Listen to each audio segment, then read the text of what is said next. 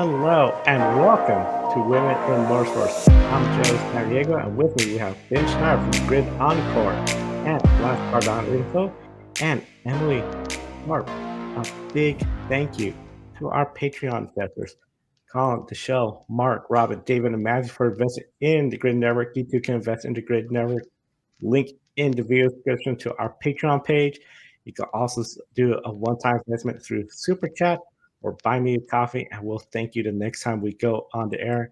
And the simplest way to support us, subscribe, hit the bell icon, don't miss any of our programs. This is our last Limited Motorsports program for 2024.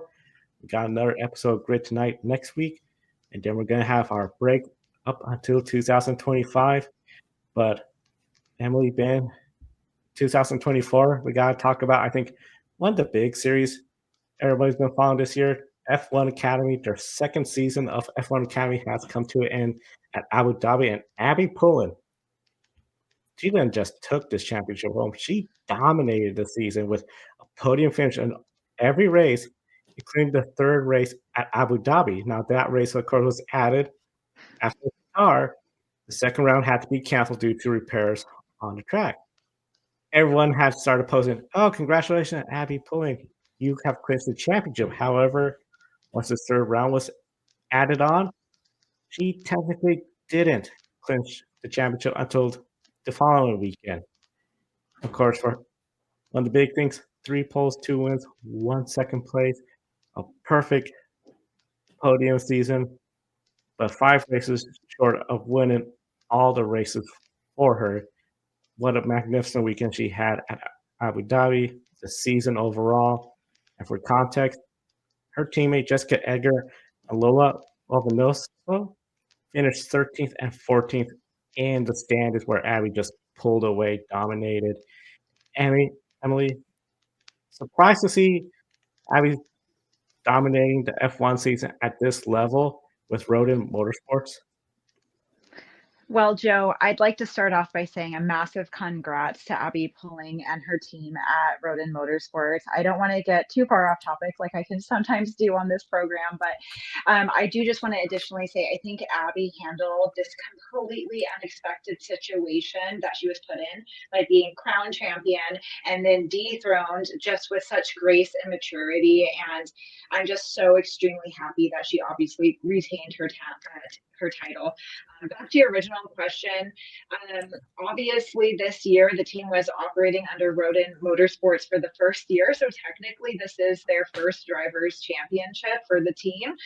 Obviously, we know up until this past year in 2024, we knew the team as Carlin Motorsports, and they have a long history of these championship titles in F2, British F4, GP3, and several drivers have come so successfully from those lower tier formula races.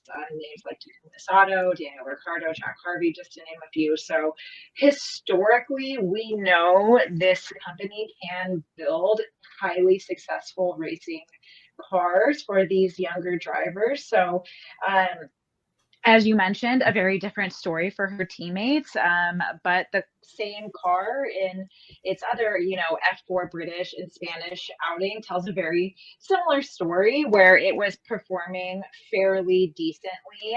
So again, I think if anything, the biggest takeaway is this year really, really demonstrated Abbi's strength behind the wheel and how much it was truly, having a good enough car, but truly, truly an extremely talented individual behind the wheel. Yeah, I have to say, I understand why they did it, but it was a little silly to me that everybody was putting these headlines everywhere, like Abbi Pulling dethroned as champion or uncrowned champion-elect. I mean, Dorian Penn would have had to take pole position, fastest lap, and win all 3 races, assuming Abbi Pulling didn't score a single point. And then by 1 point, I think Dorian Penn would have been champion. So it was about as possible as actually winning the $1 million prize on the weakest link here in the United States, if you get that reference, or a real one. But Abbi Pulling, of course, was always going to be the champion, regardless of what happened this past weekend at Abu Dhabi, and thoroughly deserving of a championship. And to your point, Joe, as well, Jessica Egger, Lola Lovenfoss, her teammates, they struggled to score as many points throughout the season as Abbi Pulling was scoring in a single race. Of course, Abbi had the backing from Alpine, of course, the supporting F1 team. But when you look at Rodin as a whole, kind of suffered on the team's championship side of things there because Abbi was really the one pulling the vast majority of the weight there.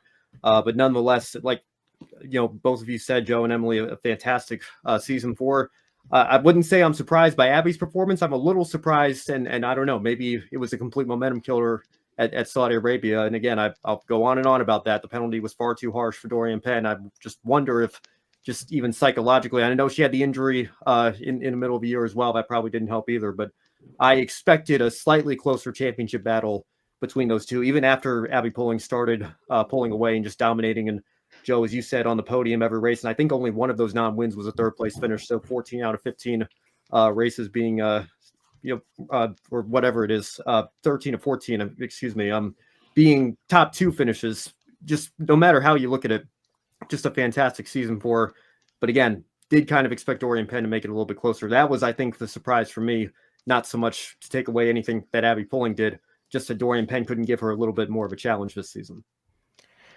Yeah, I was hoping to see more of a Dorian Penn, Abbi Pulling battle throughout the season, but like you said, that Saudi Arabia just seemed like maybe he just took away the momentum or just something.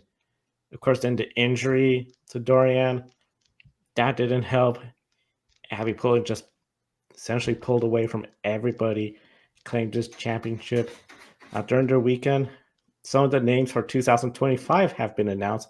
Ella Lloyd, of course, from McLaren with Rodin Motorsports. Leah Block, she'll be back with Williams with Art Grand Prix, as well as Courtney Crone with Haas with Art Grand Prix. So that puts 2 Americans on the grid for F1 Academy in 2025. Chloe Chambers, she is going to be with Campos Racing, so that'll be a 3rd American. But no supporting F1 team has been announced yet, while Leah Block, for her rookie year, 7 top 10 finishes with 4th, her best finish twice at Singapore. Ben, starting with you, would you consider her season a success? What does next year look like for Leah? I would say it was a success. I think here in America, where Leah Block is from, where the 3 of us are from here, I think, a lot of times we have this mentality that when it comes to sports, success means nothing but wins, championships, and absolute domination. But I think when you look at sports on a global scale, and particularly the situation that Leah Block was entering this F1 Academy season with, coming from a completely different discipline in this sport, rally racing, off-road racing, which her father, the late great Ken Block, was so great and so well known for, to make that transition and to end the season better than she started, I think was the main goal here. Now, I know that she didn't take any points in Abu Dhabi, but it is worth noting she did finish 3rd on the road. She finished on the podium, I guess you could say, on the road in that final race. She did have 15 seconds worth of time penalties, so there are some things that she's going to have to clean up. But again, this is an Academy series. In fact, it has Academy in the name. This is a place for drivers to learn the ropes, to learn how to cut down on those mistakes. I think, people were saying there was a lot of chaos in the last Abu Dhabi race of the 3 in particular. But as the broadcasters were even saying, you have to expect that in a series like this where everybody's just still learning the basic fundamentals of Formula open wheel racing. So, for Leah Block, I think, Singapore was obviously fantastic. Again, flirting with the podium there with a couple of 4th place finishes. I have no doubt that she has the ability to take that step forward next year and continue on this path by challenging for podiums next year. And I think you'll see her standing on the podium, maybe even in the middle a couple of times. Who knows?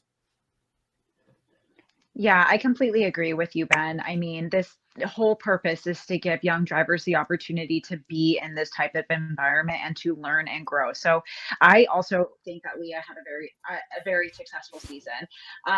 Again, maybe not in comparison to Abby or even Dorian, but for herself, this is her 1st year in a single-seater car. This is a completely new environment for her. So in my opinion, collecting 44 points, finishing 8th in the Drivers' Championship in her 1st year in this type of series, it's a fair outing. I'm sure she herself wished that she had collected more points, had gotten onto the podium, because she is a fierce competitor like the rest of the field is. But if you look at it, she scored points in 7 races, but She also left 7 races with points on the table. So I think ultimately she took a lot away from this season with a lot to grow up on. And I do agree with Ben. I think this is just a great kicking off point for her.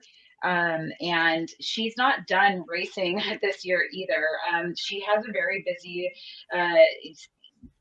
season still to come. She is racing with Nitro Cross Championship still. That's going to be going early into next March.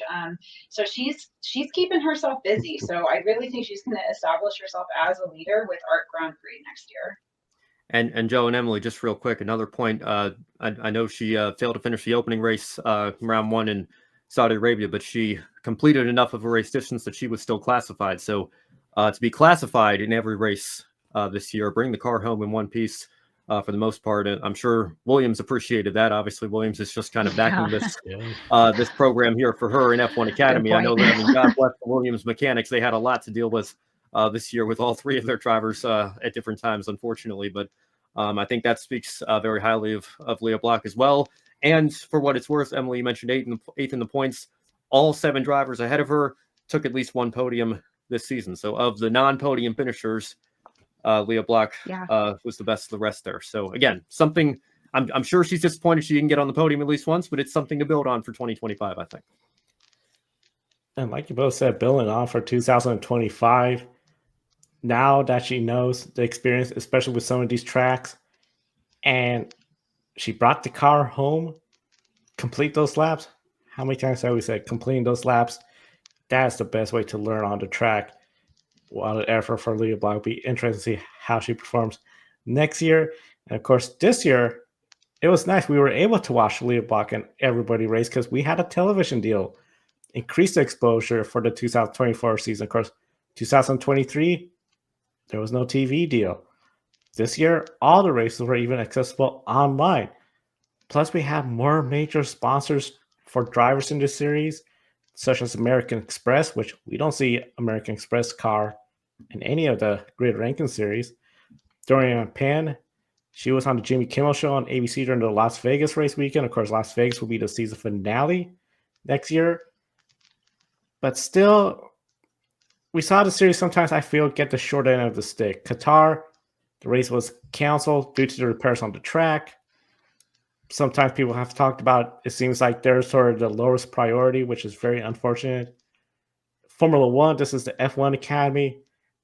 Really, for the most part, I don't see F1 playing an active role consistently promoting F1 Academy and these drivers. Plus the allegations recently, especially with everything going on with Mohammed bin Sulayem, that he is not fully supportive of F1 Academy. Not to mention what happened between the FIA and Susie Wolf. That ignited a lot of controversy. Emily, is the FIA and F1 neglecting the potential they have with the F1 Academy? Yeah, and I will say, Joe, I think we here at the Grid Network, we do a really great job of being able to separate what is confirmed versus speculations going around. So I will say, if anything comes to fruition in terms of this series having a similar outcome as W Series, my hope is that it is due to some kind of bottom line expectation not being met. To your point, that we're heading into year 3, we have made races much more accessible for viewers to watch. As our viewers can see, I'm sporting merchandise from the Las Vegas Grand Prix. I was there. It was really great to see that they had a whole setup for F1 Academy, and one of the F4 cars being driven around is just kind of like a spectator cool moment. So hopefully we're hoping that Las Vegas turns into a great show next year for these ladies. But we've talked about here on this show that this series has had its fair share of controversies, saying that why don't we just incorporate these drivers into the more traditional races? But again, as we've said here, this is an environment to learn and give young drivers an opportunity. So Susie did announce just last week that the grid is going to be expanding into 18 drivers. So it's going to be expanding the opportunities for these young drivers to have partnerships with these Formula One teams, but it needs to go beyond that, right? I can realistically only think of a handful of times that we saw an F1 driver at the race, or a celebrity kind of, having a presence as well. And certainly it can feel like a really small, minor thing to bring up, but viral moments, no matter how brief they are, they make an impact. It gives someone something to talk about. So I do hope that, F1 and F1 Academy, they are investing in, upping their marketing to kind of back these extra drivers joining the grid, because as we head into year 3, we should absolutely be still in a season of growth rather than a optimistic sustainment. So, it should be interesting to watch. I know some F1 Academy drivers had some great coverage this year. I brought it up a couple of times on this show. Bianca Bustamante, like, we saw shots of her in the McLaren garage. She had, spots in commercials for some of her sponsors, but I didn't, and it could purely be my algorithm, but I didn't catch any Puma endorsements for, their drivers, or any American Express utilization specific to the F1 Academy driver. So again, really interesting to watch. Obviously, we are all hoping for more growth and success as we head into next year, but we're going to have to see realistically how much this series gets backed. Yeah, and I want to show some love to Lewis Hamilton as well, because there was certainly a lot of support coming from him for the Mercedes driver Dorian Penn. And again, I hate to talk poorly about a woman in the world of motorsports on the Women in Motorsports show, but I really don't know what Sophia Flourish was thinking with that tweet, responding to Lewis's comments, talking about, if he were to be in a position to potentially start an F1 team one day, he would have Dorian Penn in mind. And for Sophia to say, put your money where your mouth is. I mean, Lewis has been one of, if not the most vocal supporter, I think, of this series and its drivers among the current 20 drivers on the F1 grid. So not sure how I feel about those comments coming from her. But, regardless, I don't know. I think there's certainly more that Formula One could be doing. But I think my biggest concerns right now, particularly with the Susie Wolf situation, like you mentioned, Joe, and that controversy earlier this year and everything. I mean, Grid Tonight, I feel like the last couple of months, it's just been nonstop. Here's something new with the FIA this week that's controversial, that Ben Sulayem is in hot water for.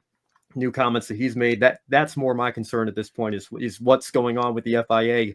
If that negatively impacts the world of Formula One as a whole, do we see that trickle down to F1 Academy? I don't know, how direct that relationship would be there, but whatever's going on with the FIA right now, obviously they are in a world of trouble, I think, in the minds of a lot of the fan base and a lot of people within the sport of Formula One, especially. So that's going to be something that we have to keep our eye on for sure, especially as we kind of usher in this new era, this being the last year of the F1 regulations before 2026 rolls around and Cadillac joins the grid finally. I think that's the one thing I can give Ben Sulayem credit for, is that he was kind of at the forefront of saying, like, let's make sure we can open up the grid for Andretti even, and then even after Michael stepped away, getting Cadillac on finally. So give him credit for that. But aside from that, it's just been controversy after controversy. And again, I worry that doesn't just negatively impact the FIA, doesn't just even negatively impact Formula One, but could impact all the feeder series as well if it gets out of hand enough. And I think we're certainly at that boiling point. Like you say, it does have a trickle-down effect to the feeder series, including F1 Academy. Folks get fed up with the FIA, even start getting a little bit fed up with F1, especially some of the politics with the Andretti Global. It's something that could hurt everybody. I'm really hopeful they keep the TV deal as it is, make it as accessible as possible. I would just love to see a little bit more, especially watching on F1 TV. Not once do I could recall them mention it. At least last year when they weren't on TV because of no TV deal, they'll at least mention it in the pre-race. So also there was F1 Academy very briefly. Didn't even really saw that. So I'd really like to see F1 let's do a bit more. So yeah, but Joe, we again giving credit where it's due, even though I think we can always look for more and say they could be doing more, but we have to remember the bar was very, very low last year due to the fact that you could not watch this series anywhere if you wanted to. It's not even like it was on some super obscure, super expensive streaming service. It was not televised, period.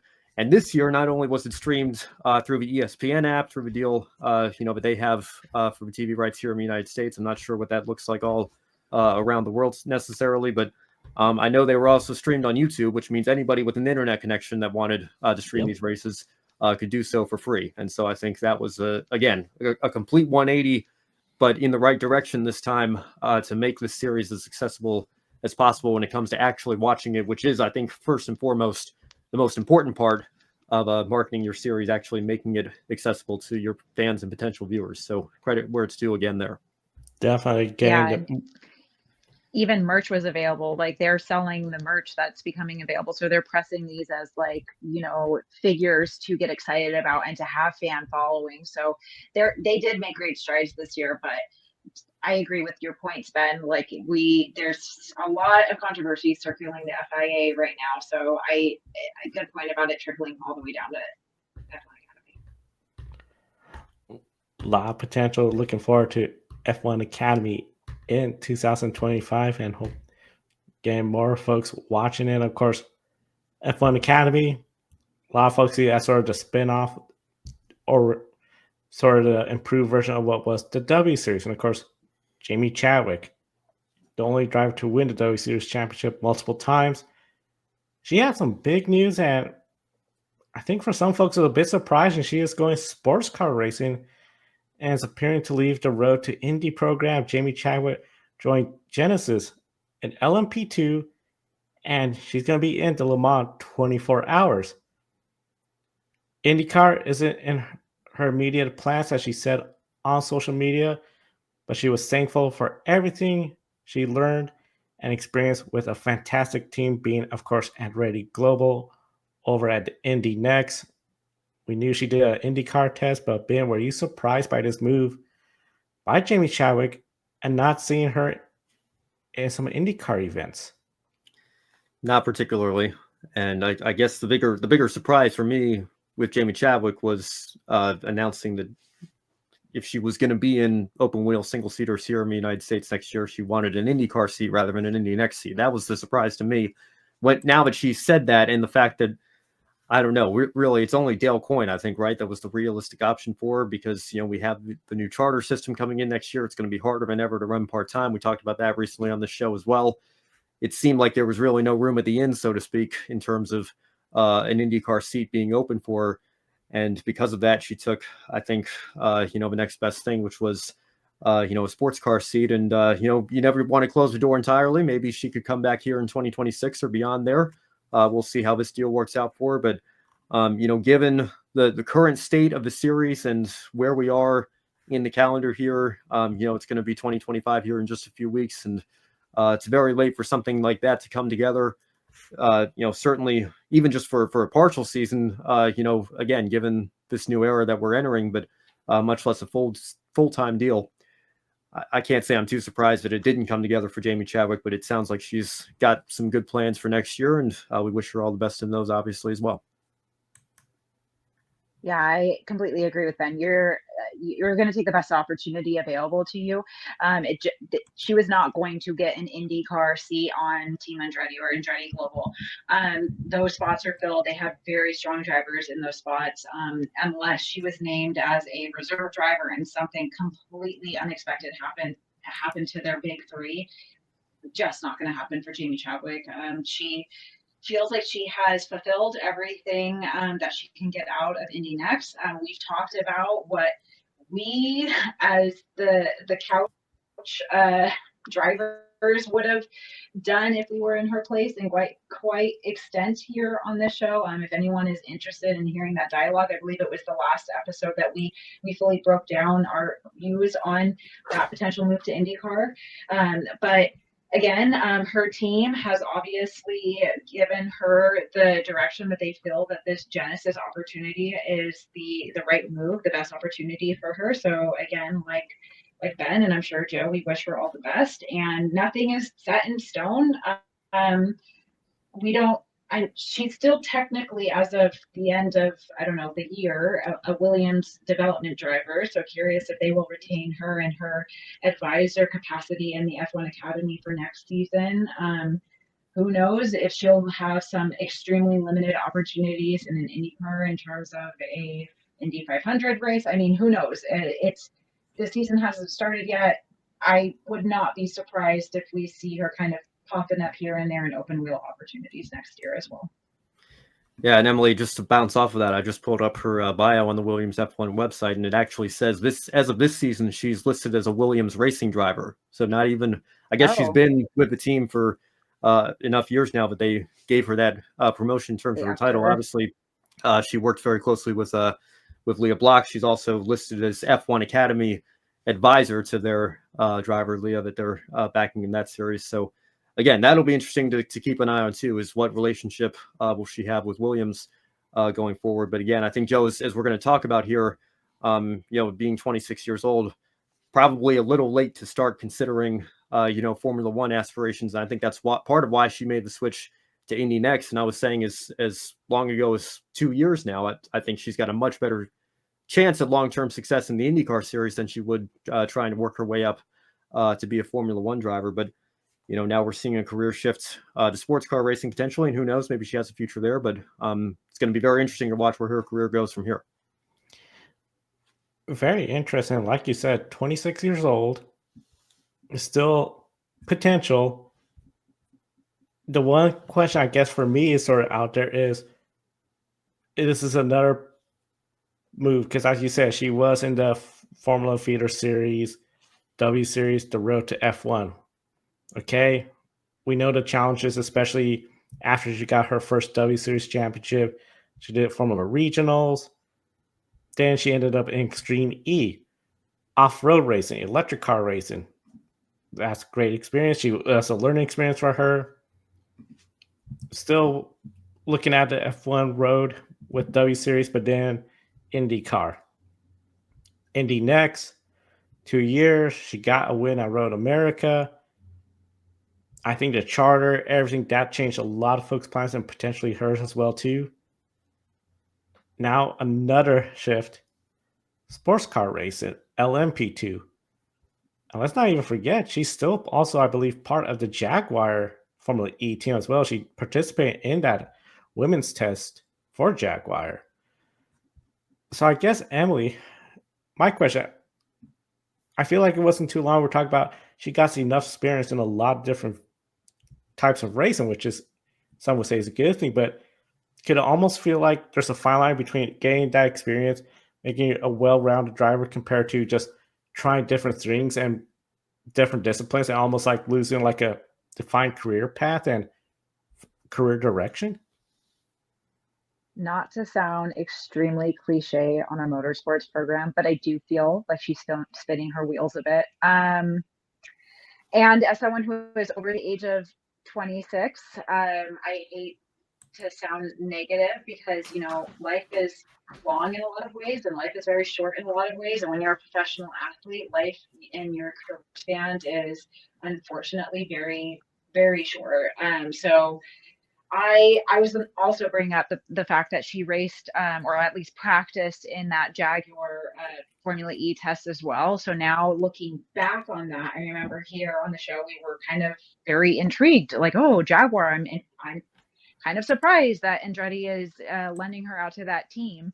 And so then the whispers started going, like, okay, what does this mean? And now we've taken another career direction change and gone into the sports car racing. She did initially start out with the British GT Championship when she first kind of entered this scene of professional driving. So if we completely take out this whole, I guess, predominant portion of her career with the open wheel racing, going from that series to sports car 24-hour Le Mans racing, that's a natural progression. But myself and many viewers know her from the W Series, know her from her Indy Next Time, know her from all of these rumors swirling of, is she going to make the progression to IndyCar and kind of be this female force likened to Danica Patrick. So I wish her the best with Genesis. who knows? Maybe this is her true calling, and this is going to be the path that she's on for the foreseeable future. I mean, we don't know. We're not Jamie Chadwick. We're not in those closed rooms having those conversations with her. But my gut, not to speculate, but my gut is telling me this is going to get her through the year, and then potentially where movement is happening in IndyCar or Formula E, we're going to see her kind of pop up again in 2026. Yeah, I don't have too much to add. I would say that it does give me hope that, you know, the open wheel to sports car pipeline is pretty extensive. You know, the list of drivers that have taken that career path, you know, some do. I mean, we heard on Grid tonight. Last night, as we're recording this, I'm assuming this will probably go up at some point on Friday, but you know, just, you know, talking about Kevin Magnussen and the deal that he just signed, you know, and there are countless other examples of drivers once their you know, open wheel or Formula One career is done. You know, Mark Webber went to Porsche for a couple of years to try to win the 24 Hours of Le Mans. You know, it's just another example off the top of my head, but you know, seeing drivers go from that discipline to that other discipline, you know, again, it's a fairly long list. I have a greater concern, at least in the immediate future, for somebody like a Haley Deegan who's trying to make a career change from stock car racing to open wheel racing that is much less common. And when we do see it on occasion, you know, Jimmy Johnson being, I think, the most obvious example in recent years, it takes a lot of time. And, you know, even then, you know, you really struggle to get kind of that final step and really become competitive, even though Jimmy was competitive on the ovals, never really quite got there on the road courses. So, you know, for Jamie in particular, again, it's going to be a situation where we have to wait and see how she does. But again, you know, she's far from the first driver to come from an open wheel background into sports car racing. So I think it's certainly not impossible for her to find success in this new chapter in her career. Be very interesting to see how sports car racing is going to go. And of course, we'll be following throughout 2025 right here on the Grid Network. And of course, some other news that came out for 2025. The Iron Dames, they'll be expanded to rally racing with World Rally Championship 2 in 2025. Sarah Ramu and co-driver Julie Ambillard will be in the car. They'll be at Monaco for the Rally Monte Carlo and 6 more rounds afterwards. Of course, the Iron Dames, best known for sports car racing, including WEC and IMSA. F1 Academy 2025 calendar was released. March 21st to 23rd, Shanghai, China will be the opening round. April 18th through the 20th, Jeddah, Saudi Arabia. May 2nd and 4th, Miami. June 13th and 15th, Montreal, Canada. Very popular destination for F1 fans in North America. Of course, August 29th, 31st, Zandvoort, the Netherlands. That track's not going to be around the calendar much longer. October 3rd and 5th, Singapore. Very brutal, very demanding street course. Then November 20th to the 22nd, Las Vegas, the season finale. And then Alicia Pawlowski will be in the F1 Academy driving for Red Bull in 2025. She'll be with Campos Racing, so Red Bull sponsoring her. Chloe Chambers and Rafaela Friera will be also with her in Campos Racing. So we're very much excited for 2025 F1 Academy season, World Rally Championship, especially World Rally 2 with the Iron Dames as they are expanded. And as we're going to close our show, we're going to do something different for the 2024 year. As season has ended, this is our opportunity for all of us to name 3 female standout performers of 2024. We've asked Ben, Emily, and myself to think of some athletes out there that really stood out in 2024. Emily, we're going to start with you with your 3. Yeah, thank you so much, Joe. And I before we kind of get into who we want to kind of highlight here, just what a great year of highlighting women in general on this show. And I'm so excited and honored that I got to have these discussions with Ben, Joe, and of course, Isha. So I'm going to kick it off with the obvious one, how we started our show, how we're going to end the show. Abbi Pulling, she was so good this year that she was crowned twice champion, and just such a dominant performance. And I pulled up her stats here. She was on 14 podiums out of 14 races. I mean, outperformed Max Verstappen this year, which is like saying something because so many viewers associate him with being one of the most, if not the most dominant driver on the grid. So she additionally became the first female winner in a British F4 championship race when she won earlier this year at Brands Hatch. So Abbi just was a sight to see and such a pleasure to be able to watch. Moving right along to my second driver that I wanted to give a call out to, and one that we haven't had a opportunity to really talk about on this show, but given it's the last show, I wanted to throw her name out there as we head into 2025, and that's Samantha Tan. I've actually had the opportunity to watch her race a handful of times in person this year, and she's racing in the GT World Challenge America, and she secured 10 podium finishes in her Pro-Am class, and she is also very recently awarded the first ever SRO Inspire Award by our good friends of the show, Women in Motorsports North America. So she has really helped her team really trailblaze in this racing series, and just as a woman, incredibly inspiring to watch. She really was a dominant force with helping them secure second place in their team championship this season. So I really encourage our viewers to tune in. Like F1 Academy, GT World Challenge is easily accessible to stream and watch on YouTube. So keep an eye on her. She's definitely someone that I think moving forward should be on everyone's radar if she's not already. And because we've talked about so many amazing drivers this year on the show, and I want to give a place for Joe and Ben to name some of their drivers as well. But I thought I would do something slightly illegal here, Joe, and name someone who was inspiring, not from behind the wheel. And we gave her a shout out earlier this year, but I just want to end the season with shouting her out again as being truly an inspiration to myself and so many women looking to get into the behind the scenes of racing. That's Caitlin Brown. She is the first ever woman to go over the wall, part of a pit crew, and again, first ever woman to be part of the winning pit crew 2 years in a row for the Indy 500. Of course, viewers will remember her from being part of Joseph Newgarden's team.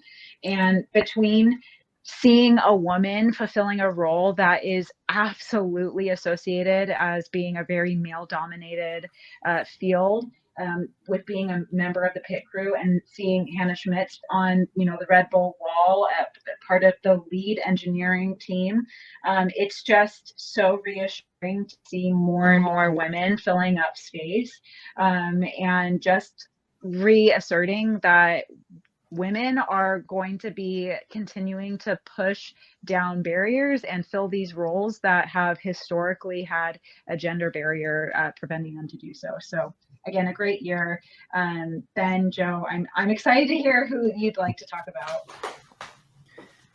Yeah, well, I think everybody's going to mention Abbi Pulling. I think that's the obvious one. I feel conflicted because I don't want to take a name that is going to be mentioned by my two colleagues here, but at the same time, I feel like it would be a bit of an insult to not mention her, given the dominant season that she had. Again, like you mentioned, Emily, I guess I never looked at it that way, but she was, statistically speaking, more dominant in her series than Max Verstappen even was in his series. And of course, he won the championship fairly easily once again this year, his fourth in a row. Abbi Pulling, I think, has a very bright future. I would say for my second driver, I want to shout out Isabella Robusto. And again, somebody who I think, and as we talked about on the show earlier this year, maybe is a year behind where we expected her to be. But again, through no fault of her own, it was because of a concussion that she sustained last year that postponed her ARCA debut. She finally got her chance with Venturini and ARCA this year through a part-time schedule across all three divisions. And in all three divisions, she finished one of her starts in second place. I think it was only her second race ever on dirt at the Illinois State Fairgrounds, where she finished second to William Sawalich there, and then second, I believe, to Sawalich again in the ARCA Menard Series East. As I've talked about in the Encore show, I think a little unfair to have Sawalich in that Gibbs car in that series. So I guess you could say best in class beyond the Cup affiliated car that Sawalich was driving there, but very impressive nonetheless. And then also picked up a second at Irwindale in the first race to her teammate Sean Hingarani, and then looked like she was on pace to win race number 2 before she had her tire go down with just about 30 laps to go. And then late in the year, sat on the pole at Kansas. Unfortunately, made a bit of a rookie mistake, clearing herself, just coming to take the first lap there. So that unfortunately put her out of the race. But again, nonetheless, I think on the whole, very much a net positive year for her. And again, we'll see what her future holds as well. But I think she has more of an earned full-time opportunity at Venturini, whether it's in East or West or in the national tour. Regardless, I think it would be a shame if she doesn't have a full schedule running for at least one of those 3 championships next year. So well done, Isabella Robusto. And then my third driver would be Kaylee Bryson. And Kaylee made some more history this year. Again, I think, as I've said on this show before, we don't exactly know what her long-term plans are going to be. I think she's kind of flirted with both NASCAR and INDYCAR aspirations in the past year. But the series that she competed in this year, USAC Silver Crown and Trans Am, the SGT class, she won the title in that class. Now, again, I know that there's not as much competition. It's a much smaller class compared to the main series, but give her credit where it's due there, winning a couple of races in that class there. And in something, again, completely different in many respects, USAC Silver Crown, she became the first female driver to win a national series race in USAC as well. So well done to her. And again, I think she's got a bright future wherever her career takes her as well. So those would be my 3 standout drivers for the year. 3 great drivers. My 3 drivers, the first one, I'm surprised hasn't been named, but I know it's probably on everyone's short list as well. Dorian Pin. This driver has so much talent. I think a lot of folks were sort of surprised with what happened at F1 Academy, but considering the injury and everything, her racing resume, especially in sports car racing, really great. She has a good fan following.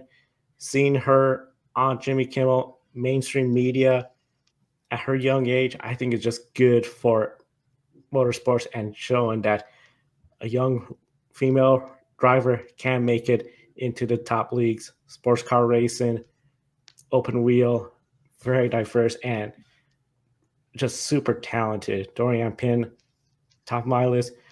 Second driver comes from the world of National Hot Rod Association, where we have several female drivers there. Of course, we all know of Brittany Force, Erica Enders. Those 2 won championships last year, weren't able to defend it. Best finishing female in any of the series in the NHRA Pro Modified Bikes. We saw Angie Smith take home 4th place, one of her best finishes in the National Hot Rod Association in the final stands. Of course, they have their countdown, similar to a playoff system. Overall, good effort for her on that Denso bike, really putting together a phenomenal year, just 3 places away from claiming a championship in the bike class. And my third pick, a driver that, as you sort of mentioned, been concussions. We had an episode where Isha, of course, went into a lot of details about concussion, the medical industry, women athletes, the research. Sarah Bovey from the Iron Dames had that big crash, had to miss the Le Mans 24 hours, came back, and we saw the Iron Dames do well again in sports car racing. Crazy, we were talking about earlier in the year how it's like, are the Iron Dames just sort of off step? Are they missing something because they're not getting the points or the wins? Next thing you know, they got a couple of wins. And Sarah Bovey to come back after that concussion, good on her. And of course, so many talented female drivers across the globe. As we mentioned, we had a little bit of overlap. I almost get a sense if we had to think of one driver that stood out overall, it probably has to be Abbi Pullen, just because of her dominant season. When it comes to Abbi Pullen, of course, F1 Academy, we have not seen something like that in F1 Academy. Of course, it's only their 2nd season. Even W Series, I can't recall Jamie Chadwick being on the podium every single race. I remember the last year we talked about could she win every single race, but then she had one race where she didn't podium. So what an effort for Abbi pulling. Of course, we talked about so many drivers this year, especially Arkham and NAR series, Tony Brandiger, Amber Balkan. They had a couple good runs. At times, a string of top 10 finishes. Unfortunately, some hard luck here or there. Jamie Chadwick, of course, Indy next. Isabella, great story this year, seeing her come back. Can't wait to see what she can do next year.